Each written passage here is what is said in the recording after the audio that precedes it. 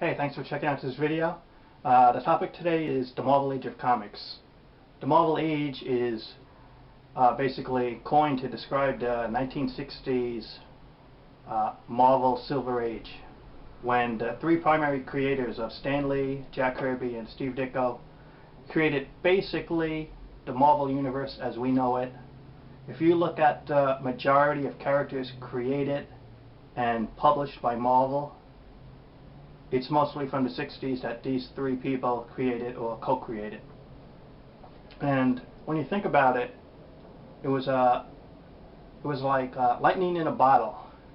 Because how come within the short span of about 10 years they created hit after hit, character after character, and book after book that going on close to 50 years have been iconic in terms of their appeal and their lasting appeal. You know, a lot of characters will have series that are popular for a time, they fade out, then you hear from them like 10 years later or so, revival, things like that. But when you look at those iconic characters in the 60s, they've been published continuously for year after year. Even if they don't have their own book, they're always popping up in a regular series here and there and everywhere. And that type of magic is something you really can't plan for. I know when they created these characters back then, they never thought it would last or catch on to the degree that it has caught on. And I think it was that this topic should also be about who created the Marvel Universe and who is responsible for it. Some people will say Jack Kirby is responsible for it, others Stan Lee responsible for it.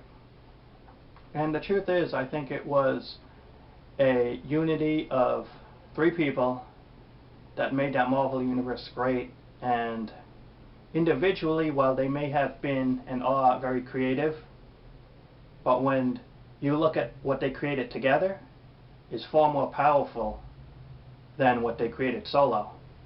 And I think that could be proven by the lasting appeal of the books. You look at a great creator like Jack Kirby, his 1970s DC Fourth World book, right? Got canceled in under 12 issues, and this is Jack Kirby, the guy who could do 40, 50, 100 issues. You look at Spidey co-creator Steve Ditko and other books he did, none of them caught on long term like Spider-Man or even Doctor Strange.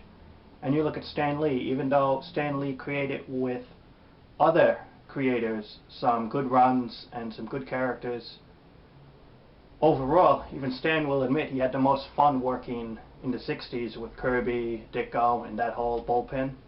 That was his prime years.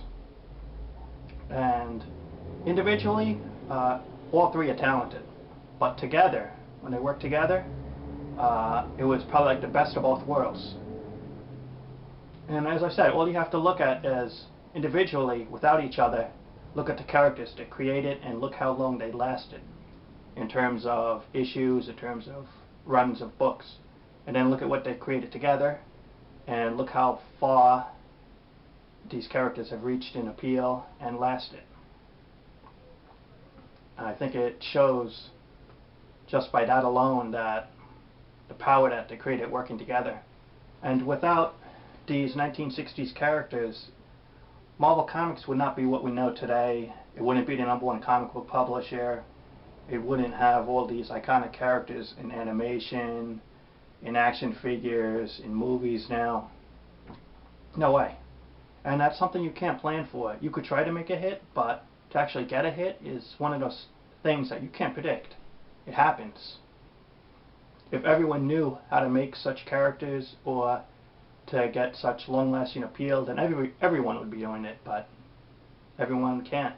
I mean, you look in the past 30, 40 years of Marvel Comics, how many characters have been created since then that have really lasted and really made an impact? Sure, there's some, but how many of them hold their own books? How many of them are continuously published in titles? Not so many. right? And even in the last 10 or 20 years, how many standout Marvel comic characters stand out as having their own books, their own titles?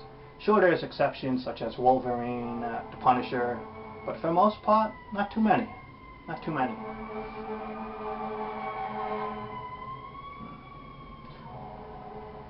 And for a rundown of just how many characters, I mean, I can name names now at the end, and just by saying the name, you'll get a visual picture in your head, and you will have an idea of who this character is, personality-wise. And again, these are all creations by Lee, Dick Del Kirby, so, and just the very fact that by name alone you get a visual and know what they're about, really makes you wonder and think that, hey, you know, these guys really did create something. So you got the Fantastic Four, you got the original X-Men such as Professor X, the Beast, Marvel Girl, Angel, Iceman.